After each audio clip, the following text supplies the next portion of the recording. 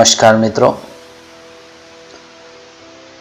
આજે આપણે standard 10 English unit 9 tune up o teens અને short note 1 ways of improving retention વિશે વાત કરીશું. વેઝ ઓફ ઇમ્પ્રુવિંગ રિટેન્શન એટલે કે યાદશક્તિ સુધારવાના રસ્તાઓ અથવા તો ઉપાયો. Most of the students face the problem of retention એટલે કે મોટાભાગના વિદ્યાર્થીઓને યાદશક્તિની મુશ્કેલીનો સામનો કરી રહ્યા છે. they feel that they read a lot but couldn't remember. તેમને એવું લાગે છે કે તેઓ ખૂબ જ વાંચે છે પરંતુ યાદ રાખી શકતા નથી. According to Dr. Mansoori, there is no fixed method of improving retention.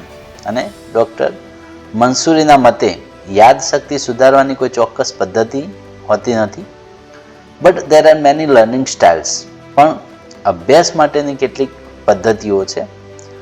These styles are listening, reading, writing, drawing flowchart or diagrams, discussion or reflective thinking.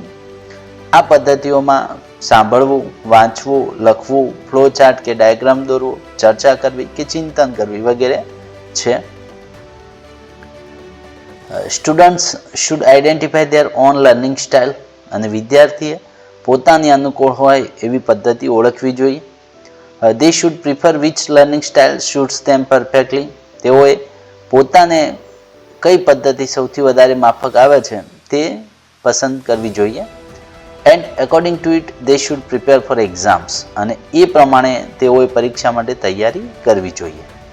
They can choose more than one style for different subjects. તેઓ એક કરતાં જુદા વિષયો માટે એક કરતાં બીજી પદ્ધતિ પણ પસંદ કરી શકે છે.